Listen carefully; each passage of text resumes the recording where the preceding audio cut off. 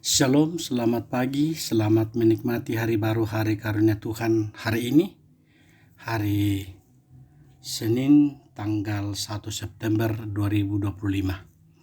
Dari Bukit Sion saya menyapa ibu bapak, saudara-saudara untuk memulai aktivitas kita dengan berlandaskan firman Tuhan dari Ibrani pasal 13 ayat 7 sampai dengan ayatnya yang ke-21.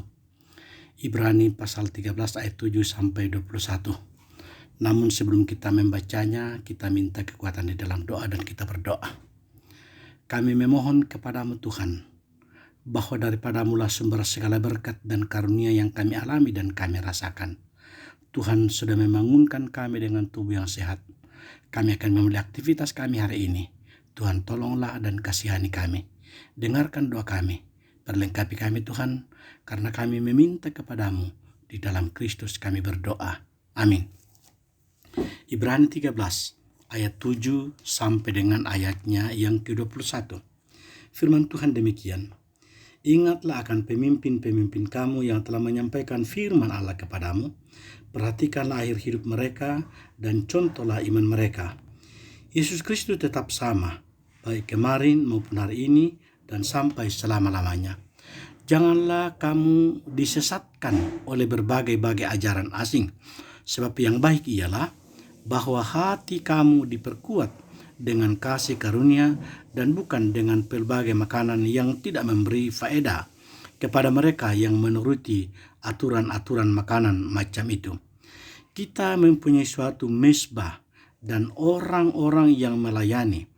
Kemah tidak boleh makan dari apa yang di dalamnya, karena tubuh binatang-binatang yang darahnya dibawa masuk ke tempat kudus oleh imam besar sebagai korban penghapus dosa dibakar di luar perkemahan. Itu jugalah sebabnya Yesus telah menderita di luar pintu gerbang untuk menguduskan umatnya dengan darahnya sendiri.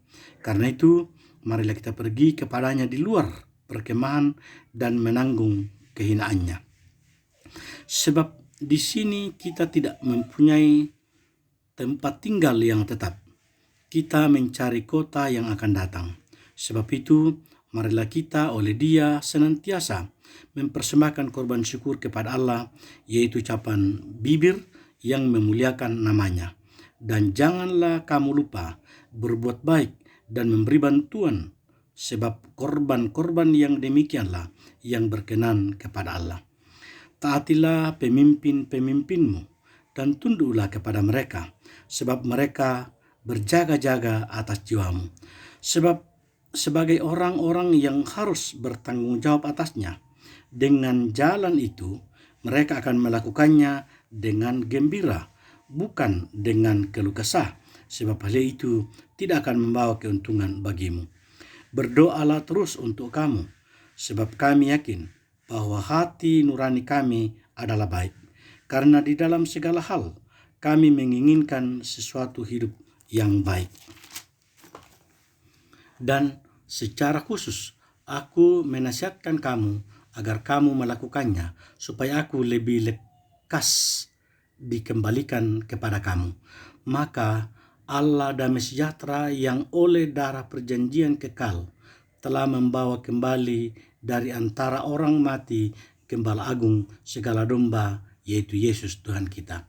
Kiranya memperlengkapi kamu dengan segala yang baik untuk melakukan kehendak-Nya dan mengerjakan di dalam kita apa yang berkenan kepadanya oleh Yesus Kristus. Bagi Dialah kemuliaan sampai selama-lamanya.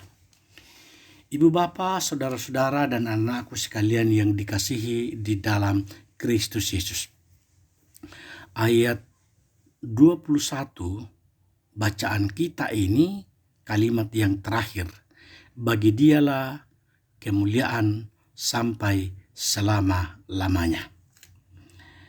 Apa yang dimaksudkan dengan bagi Dialah kemuliaan selama-lamanya? Ibu bapak, saudara-saudara, karena Dia adalah sumber segala kebaikan adalah Allah.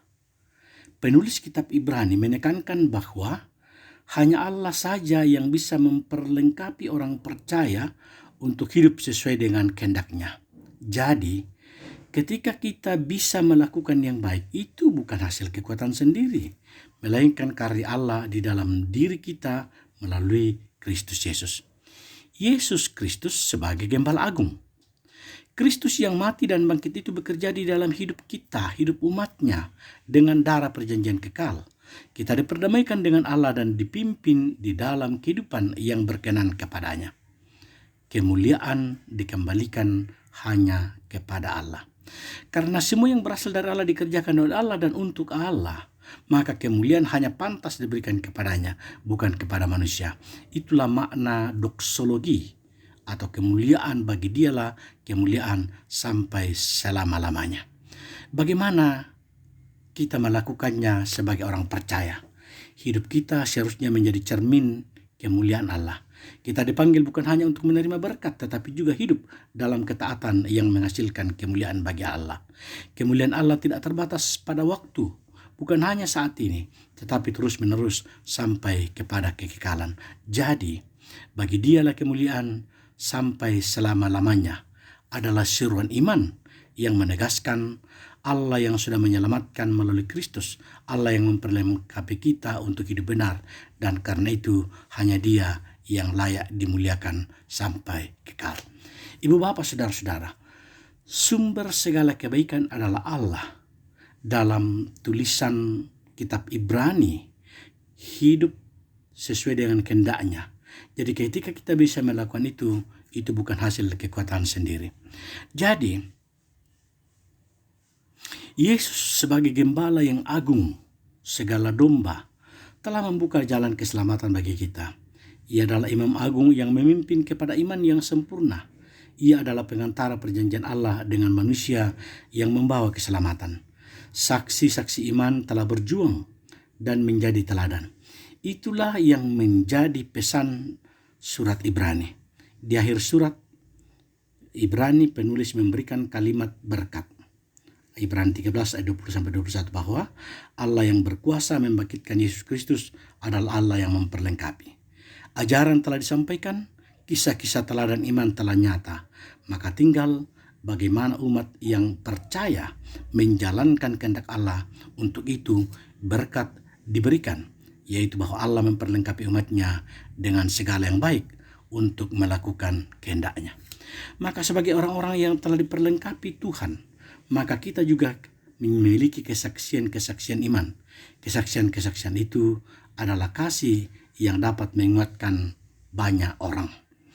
Seorang pemimpin yang baik dan benar tentulah menjadi contoh, khususnya dalam iman, percayanya kepada Tuhan. Dalam Ibrani 13 ayat 7-9. Ingatlah akan pemimpin-pemimpin kamu yang telah menyampaikan firman Allah kepadamu. Perhatikanlah akhir hidup mereka dan contohlah iman mereka. Di sini, Yesus Kristus tetap sama baik kemarin maupun hari ini dan sampai selama-lamanya. Janganlah kamu disesatkan oleh berbagai ajaran asing. Sebab yang baik ialah bahwa hati kamu diperkuat dengan kasih karunia dan bukan dengan berbagai makanan yang tidak memberi faedah kepada mereka yang menuruti aturan-aturan makanan macam itu. Seorang pemimpin yang setia kepada Kristus tentulah menjadi pemimpin yang menjadi contoh dan teladan dalam hidup mereka. Ia tidak akan kehilangan arah karena hidupnya hanya semata-mata tertuju kepada Kristus yang adalah gembala kehidupan kita, umat milik kepunyaannya. Maka seorang pemimpin yang baik akan mengambil sikap seorang gembala. Ibrani 13 ayat 17. Doa dan nasihat dalam menjalankan kehendak Tuhan. Ada dua hal yang berupaya dinasihati oleh penulis dalam kehidupan jemaat dalam pasal 13 ini, yaitu persekutuan dan ibadah. Kalau kita membaca ayat sebelumnya, misalnya di ayat 1, dinasihatkan peliharalah kasih persaudaraan, menunjukkan adanya persoalan yang berkaitan dengan kehidupan persekutuan. Sementara dalam ayat 10-15 menunjukkan bahwa adanya persoalan berkaitan dengan ibadah jemaat. Karena itu dapat kita katakan bahwa penulis kitab Ibrani memberikan nasihat atau mengingatkan jemaat bahwa persekutuan dan ibadah kualitasnya bukan diukur pada seremonialnya saja, tetapi berdasarkan motivasi. Motivasi mereka bersekutu yaitu kasih persaudaraan, dan motivasi mereka beribadah yaitu rasa syukur kepada Tuhan. Dan bukan hanya sekedar menjalankan kebiasaan. Dampak dari persekutuan dan ibadah yang berkualitas ini dapat terlihat nyata dalam kesediaan memberi tumpangan, kesediaan untuk mengingat dan mendoakan orang-orang tahanan, orang-orang yang diperlakukan tidak adil, juga kesediaan untuk menjaga moralitas dalam hal sosial kemasyarakatan.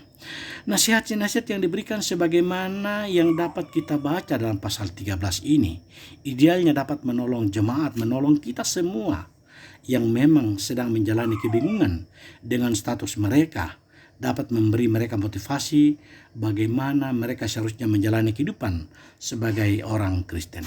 Bagaimana dengan iman yang mereka miliki kepada Yesus sebagai Tuhan dan Juru Selamat.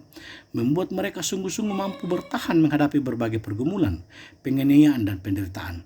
Karena itu, penulis sangat mengharapkan supaya nasihat-nasihat ini dapat dilakukan oleh jemaat. Sekalipun mungkin berat untuk dilakukan. Karena itu penulis bukan hanya sekadar memberi nasihat, tetapi juga dalam ayat 20-21 juga mendoakan jemaat supaya senantiasa diperlengkapi oleh Tuhan untuk melakukannya. Amat terlebih melakukan kehendak Tuhan, yang puncaknya adalah hanya untuk kemuliaan Tuhan. Jadi ibu bapa, saudara-saudara, dalam menjalani kehidupan ini, terkadang kita diperhadapkan dengan suatu pergumulan atau masalah yang berat. Mungkin saja belum pernah kita alami sebelumnya, bisa saja membuat kita kehilangan arah, membuat kita tidak tahu lagi berbuat apa. Bahkan dapat saja di tengah situasi yang sungguh menekan itu, akan muncul banyak sekali pikiran-pikiran yang membuat kita menjadi lemah. Membuat pikiran-pikiran kita yang mendorong kita untuk mencari jalan pintas supaya terhindar dari pergumulan yang kita hadapi. Pada akhirnya, kita akan mulai berupaya melakukan hal-hal yang tidak dikehendaki Tuhan. Mulai meragukan Tuhan. Bahkan lebih parah lagi adalah kadang meninggalkan Tuhan. Saudara-saudara, maka lewat firman ini, kita perlu belajar bahwa kita tidak boleh ragu dalam menjalani kehidupan. Pergumulan boleh berat, persoalan boleh banyak. Tapi apa yang kita hadapi tidak boleh membuat iman kita lemah. Kita harus sungguh-sungguh bergantung sepenuhnya kepada Tuhan. Ada begitu banyak tokoh dalam Alkitab yang dapat kita teladani.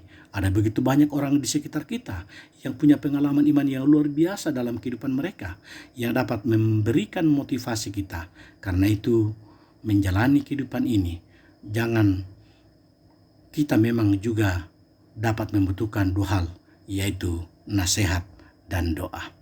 Nasihat dan doa bisa kita dapatkan kapan saja, dari siapa saja, dan dalam situasi apa saja.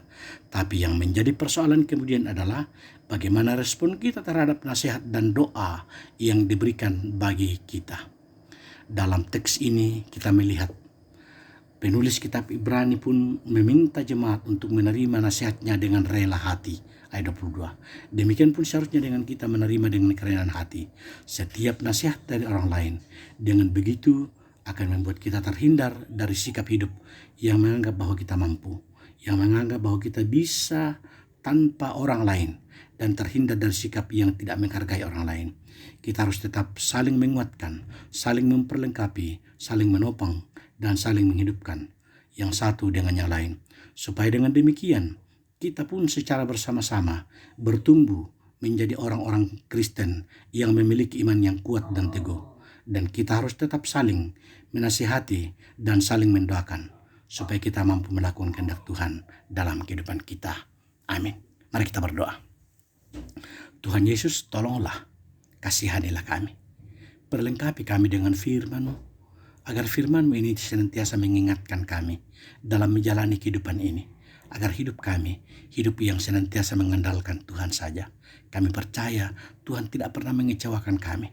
Tuhan selalu bersama dengan kami. Ketika kami gagal, ketika kami jatuh, ketika kami bangkrut, ketika kami menghadapi persoalan dan pergumulan yang berat, Tuhan tetap bersama-sama dengan kami. Dengarkanlah doa kami Tuhan. Dengarkanlah permohonan kami. Kami meminta perlindungan dan pertolongan-Mu. Di dalam Kristus kami berdoa. Amin. Kursimanga puang pasakiki masalah nasang.